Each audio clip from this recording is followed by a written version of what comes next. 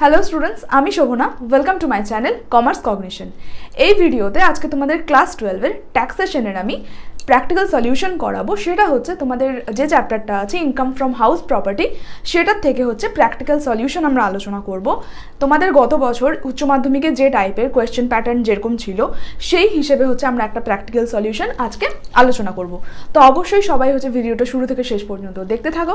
যারা যারা চ্যানেলটি প্রথমবারের জন্য দেখছো অবশ্যই চ্যানেলটি সাবস্ক্রাইব করো, পাশে থাকা বেল আইকনটি প্রেস করবে ভিডিওগুলোর লেটেস্ট আপডেটের নোটিফিকেশন সবার প্রথম পাওয়ার জন্য।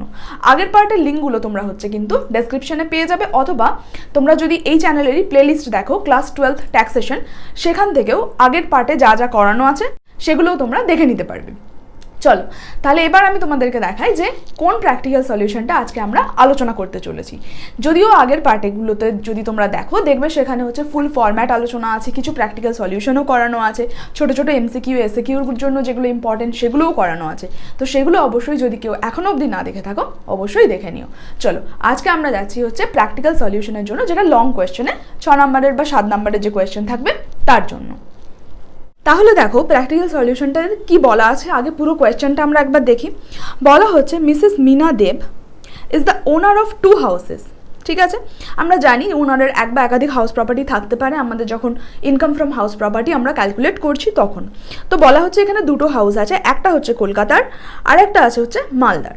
এবার তোমরা জানো এই যে কলকাতা এবং মালদা দুটো আলাদা আলাদা দেওয়া আছে এই কারণ আমরা জানি যে যদি মেট্রো সিটি হয় তার জন্য আমাদের কি আছে, নেট মিউনিসিপ্যাল ভ্যালু ক্যালকুলেট করতে হয়। তার জন্য অন্যান্য শহরের থেকে এক্সট্রা 10% বাদ যায় যদি মেট্রো সিটি মানে কলকাতা, মুম্বাই, দিল্লি, চেন্নাই এই চারটের মধ্যে কোনো একটাতে আমাদের হাউস প্রপার্টি থেকে থাকে। সেই কারণেই কিন্তু এই দুটো আমাদেরকে জায়গা দেখতে হবে যে কোন কোন জায়গায় হাউস প্রপার্টিটা আছে। চলো এরপর কি বলা হচ্ছে, from the following information compute her income from house properties for the assessment year 2015-16। Clear?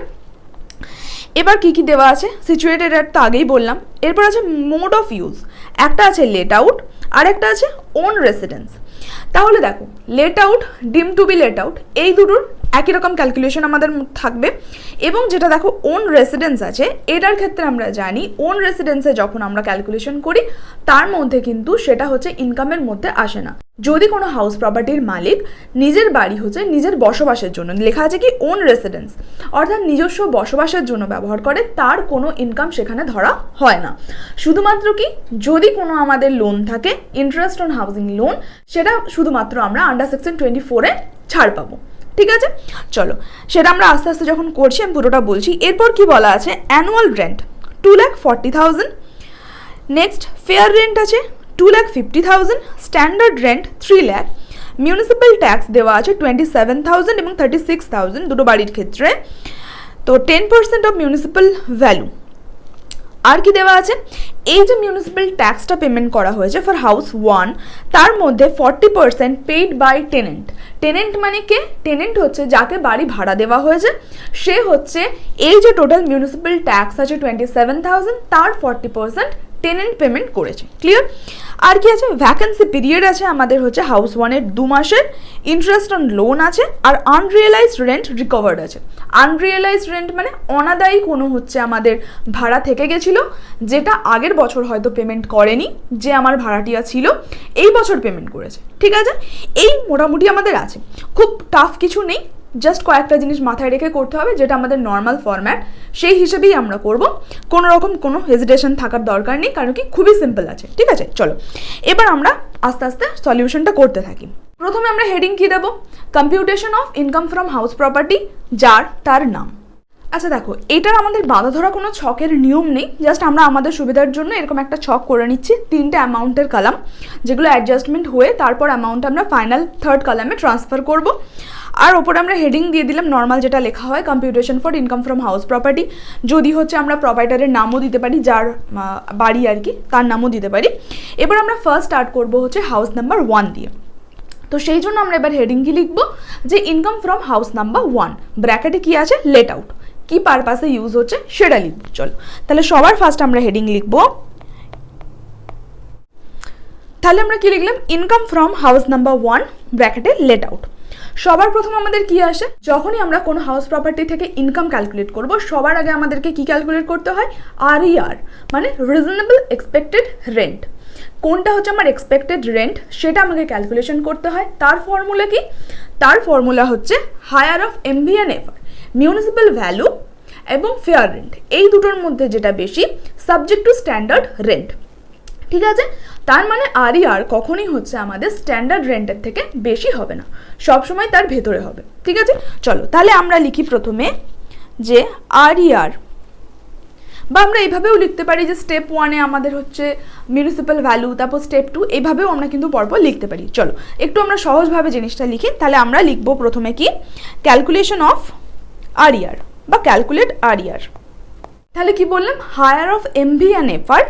চলো তাহলে আমরা লিখি higher of MV and FR subject to standard rent. তাহলে আমাদের মিউনিসিপ্যাল ভ্যালু কত আছে সেটা আমাদেরকে ক্যালকুলেট করতে হবে। দেখো দেওয়া নেই আমাকে, এখানে মিউনিসিপ্যাল ট্যাক্সের অ্যামাউন্ট দেওয়া আছে 27,000, কিন্তু আমার হচ্ছে মিউনিসিপ্যাল ভ্যালু দেওয়া নেই। এবার আমাদেরকে চলো আগে ক্যালকুলেট করতে হবে মিউনিসিপ্যাল ভ্যালু, যেটা আমার হাউস নাম্বার 1, যেটা কলকাতাতে অবস্থিত। চলো আগে আমরা ক্যালকুলেট করি আমাদের মিউনিসিপ্যাল ভ্যালু। তাহলে মিউনিসিপ্যাল ভ্যালু কি হবে, হাউস নাম্বার 1-এর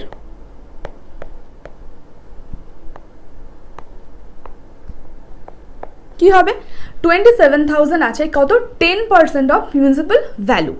কিন্তু আমরা কি বললাম যে যখন হচ্ছে আমাদের যে বাড়িটা সেটা হচ্ছে মেট্রো সিটির মধ্যে আছে, তার মানে আমাদের গ্রস মিউনিসিপ্যাল ভ্যালুর থেকে অলরেডি 10% ডিডাক্ট করা আছে। ঠিক আছে, এটা হচ্ছে 10% অফ মিউনিসিপ্যাল ভ্যালু। আমরা ধরে নিচ্ছি কি এটা মানে হচ্ছে 10% অফ নেট মিউনিসিপ্যাল ভ্যালু। ঠিক আছে, তাহলে এটাকে আগে আমরা অ্যাডেড ব্যাক করব, হচ্ছে আমরা 100%-এ কনভার্ট করলাম। ঠিক আছে, যেহেতু এটা ছিল আমার কত, 27,000টা ছিল হচ্ছে 10% অফ মিউনিসিপ্যাল ভ্যালু, মানে নেট মিউনিসিপ্যাল ভ্যালু। এবার যেহেতু এই বাড়িটা কলকাতাতে অবস্থিত, তাহলে আমাকে নেট মিউনিসিপ্যাল ভ্যালু আমরা কিভাবে পেয়েছিলাম, আমরা হচ্ছে নেট মিউনিসিপ্যাল ভ্যালু পেয়েছিলাম কি থেকে, গ্রস মিউনিসিপ্যাল ভ্যালু মাইনাস 10%। ঠিক আছে, তাহলে আমাকে এই 10%টাও অ্যাড ব্যাক করতে হবে গ্রস মিউনিসিপ্যাল ভ্যালু পাওয়ার জন্য। চলো তাহলে আমরা এটাতে অ্যাড করব হচ্ছে 100/90। ক্লিয়ার, 10% আমার বাদ ছিল, তার মানে এই 27,000-কে আমরা যদি 100%-এ কনভার্ট করি, নেট মিউনিসিপ্যাল ভ্যালুতে আমরা যত পাবো তাতে আবার আমাকে 10% যোগ করতে হবে, তবে আমি হচ্ছে আমাদের গ্রস মিউনিসিপ্যাল ভ্যালুটা পাচ্ছি। চলো তাহলে এটা আমার ক্যালকুলেট করে কত হচ্ছে, 3 লাখ। এবং ফেয়ার রেন্ট তো দেওয়াই আছে।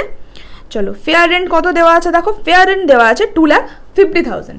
তাহলে আমি কথাটা কি বলেছি, আর স্ট্যান্ডার্ড রেন্ট দেওয়া আছে আমার 3 লাখ। ঠিক আছে, তাহলে আমরা এখানে বলছি কি higher of MV and FR subject to standard rent. আগে আমরা দেখি এমভি এবং এফআর এর মধ্যে মানে হায়েস্ট কে আছে, মিউনিসিপ্যাল ভ্যালু 3 লাখ, আর আমাদের স্ট্যান্ডার্ড রেন্ট কত আছে 3 লাখ, দুটোই 3 লাখ। আর হচ্ছে আমাদের ফেয়ার রেন্ট আছে 2,50,000। Higher of MV and FR, MV এবং এফআর এর মধ্যে হায়েস্ট আছে এমভি 3 লাখ টাকা, মিউনিসিপ্যাল ভ্যালু 3 লাখ টাকা বেশি আছে, এবং subject to standard rent, standard রেন্টও 3 লাখ আছে, মানে দুটো সমান হয়ে গেল। তাহলে এখানে আমার ফার্স্ট কলামে রিজনেবল এক্সপেক্টেড রেন্ট যখন আমরা লিখছি, এখানে কত লিখবো, অ্যামাউন্টটা 3 লাখ। ঠিক আছে, এবার ধরো দুটো এক হয়ে গেছে মিউনিসিপ্যাল ভ্যালু এবং স্ট্যান্ডার্ড রেন্টের ভ্যালুটা, সেই কারণে তোমরা মনে করতে পারো হয়তো স্ট্যান্ডার্ড রেন্টের অ্যামাউন্টটাই লিখেছি, সেটা নয়। যদি এখানে কোনো কারণে স্ট্যান্ডার্ড রেন্টের অ্যামাউন্টটা কম থাকতো, তাহলে কিন্তু যেটা কম হতো সেটাই আমাকে লিখতে হতো, কারণ subject to standard rent, standard রেন্টের বেশি কখনোই হতে পারবে না। ঠিক আছে, চলো এটা গেল আমাদের ফার্স্ট স্টেপ, যেখানে আমরা ক্যালকুলেট করলাম কি আরইআর, রিজনেবল এক্সপেক্টেড রেন্ট, যেটা কি higher of MV and FR subject to standard rent. Next আমরা এবার স্টেপ 2-তে কি লিখবো, actual rent received. Step 2, actual rent কত রিসিভ হয়েছে, দেখো অ্যানুয়াল রেন্ট দেওয়া আছে হাউস 1-এ 2,40,000, কিন্তু এখানে আমাকে আরেকটা জিনিস মাথায় রাখতে হবে, সেটা হচ্ছে আমার ভ্যাকেন্সি পিরিয়ড আছে। ঠিক আছে, কিন্তু যেটা আমাদের অ্যানুয়াল রেন্ট সেটা কিন্তু আমরা হচ্ছে বিফোর হচ্ছে আমাদের ভ্যাকেন্সি পিরিয়ডের লসটা ক্যালকুলেট করার আগে আমরা হচ্ছে এই স্টেপ 1 এবং স্টেপ 2 এর যে দুটো ভ্যালু, সেই দুটো আগে কিন্তু আমরা হচ্ছে আগে দেখবো। এবার আমরা স্টেপ 3-তে লিখবো হচ্ছে হায়ার অফ স্টেপ 1 এবং স্টেপ 2। স্টেপ 2-তে আমার আছে হচ্ছে কি অ্যাকচুয়াল রেন্ট, স্টেপ 1-এ পেয়েছি আমি রিজনেবল এক্সপেক্টেড রেন্ট। এই দুটোর মধ্যে যেটা বেশি সেটা আমরা লিখবো হচ্ছে স্টেপ 3-তে। তাহলে স্টেপ 3-তে আমরা কি লিখছি, higher of step 1 and step 2।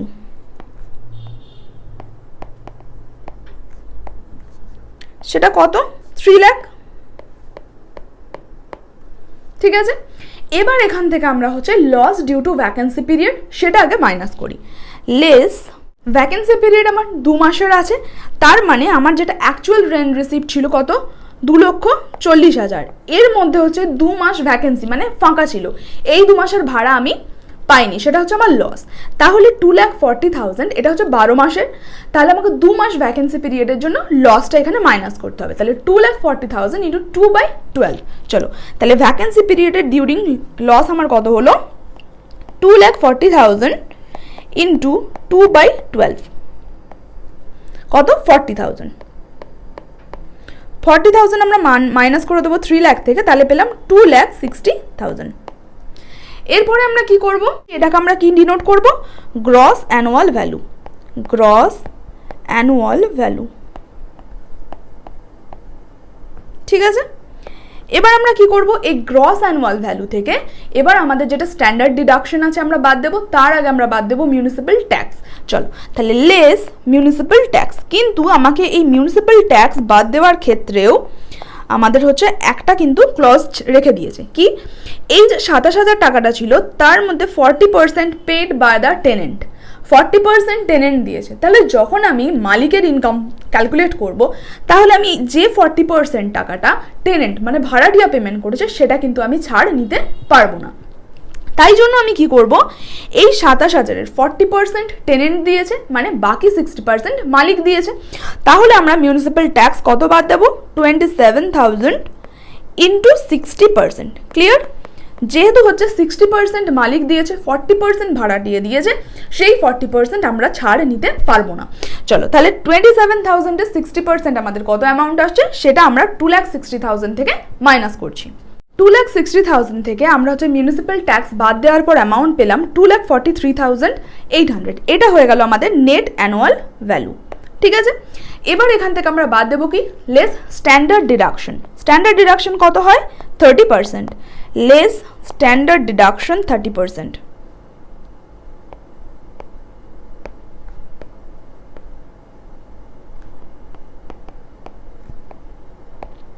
30% কার ওপর, যে অ্যামাউন্টের নেট অ্যানুয়াল ভ্যালু বেরিয়েছে 2,43,800 তার হচ্ছে আমাদের 30%। চলো 30% আমরা এই অ্যামাউন্টটার বাদ দেবো, 2,43,800-এর 30% এলো হচ্ছে 73,140, যেটা হচ্ছে 30% অফ নেট অ্যানুয়াল ভ্যালু। এরপর আমাদের আর কি ছাড় নেওয়া আছে, এরপর হচ্ছে আমাদের যে ইন্টারেস্ট অন লোন আছে, এই ইন্টারেস্ট অন লোনটা আমরা ছাড় পাবো, কত টাকা আছে, 5,000 টাকা। চলো তাহলে এরপর হচ্ছে লেস ইন্টারেস্ট অন লোন, তাহলে আমরা টোটাল এটা থেকে মাইনাস কত করব, 78,140, 78,140। তাহলে আমরা মাইনাস করলে কত ফিগার পাচ্ছি, আমরা নেট ফিগার কত পেলাম, 1,65,660। এবার দেখো এর সাথে আমার লাস্ট আর একটা জিনিস আছে, সেটা হচ্ছে আনরিয়েলাইজড রেন্ট রিকভার্ড 20,000। তাহলে যে রেন্ট অনাদায়ী ছিল সেটা আমি এই বছরে পেয়েছি, তাহলে কি হবে, সেটাও আমার ইনকাম হলো। তাহলে ইনকামের সাথে আনরিয়েলাইজড রেন্টটা অ্যাড হবে। তাহলে আমাদের কত ব্যালেন্স এলো অ্যাড করার পর, 20,000, 1,85,660। এবার হচ্ছে দেখো আমার হাউস 2-তে, হাউস 2 যেহেতু আমার রেসিডেন্সিয়াল, তার জন্য হাউস 2 এর আমার কোনো ক্যালকুলেশন হবে না, কিন্তু তবুও যেহেতু কোয়েশ্চেনে দেওয়া আছে আমাকে হাউস 2টা লিখতে হবে। চলো নেক্সট এবার আমরা লাস্ট লিখবো, যদিও কোনো অ্যামাউন্ট আসবে না অ্যাডজাস্টমেন্টের, শুধু জাস্ট আমরা লিখবো ইনকাম ফ্রম হাউস 2।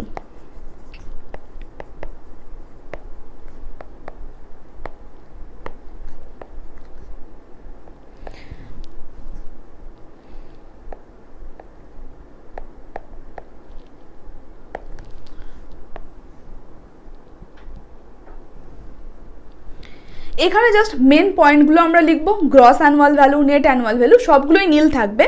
এবার যদি এখানে আমার ডিডাকশন থাকতো, ইন্টারেস্ট অন লোনে যদি কোনো ডিডাকশন এখানে থাকতো অ্যামাউন্ট, সেটা কিন্তু আমরা ছাড় পেতাম। যেহেতু দেওয়া নেই তাহলে সেরকম কিছু মাইনাসও হবে না, কিন্তু যদি এখানে কোনো ফিগার থাকতো আমরা সেটা কিন্তু ছাড়ের সুযোগ পেতাম, শুধুমাত্র ইন্টারেস্ট অন লোন।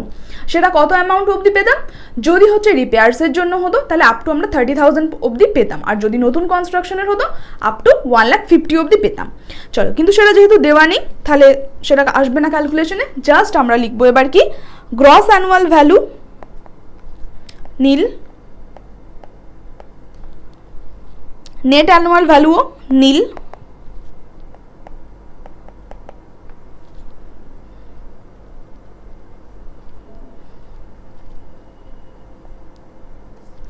তাহলে এখান থেকে আমাদের জাস্ট থার্ড কলামে নীল ট্রান্সফার হয়ে যাবে, এতে কোনো অ্যামাউন্ট অ্যাড লেস হবে না, জাস্ট 1,85,660 এটাই চলে আসবে আমাদের কি income from house property.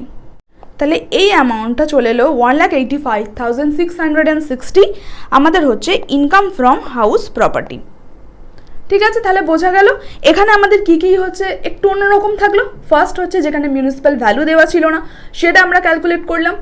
Second হচ্ছে আমাদের যেটা ছিল যে সেলফ রেসিডেন্স হাউস প্রপার্টি ছিল, তো সেটার এগেনস্টে আমরা কিভাবে করতাম সেটা একটা ছিল।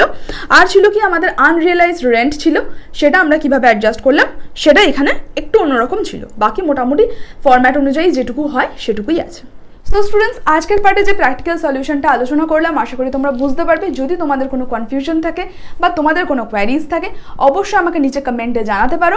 ভিডিওটি লাইক করো, বন্ধুদের সাথে শেয়ার করো। দেখা হবে সবার সাথে আবার পরের ভিডিও। চ্যানেলটি এখন অবধি সাবস্ক্রাইব না করে থাকো তাহলে সাবস্ক্রাইব করে রাখো, পাশে থাকা বেল আইকনটি প্রেস করতে হবে ভিডিওগুলোর লেটেস্ট আপডেটের নোটিফিকেশন পাওয়ার জন্য।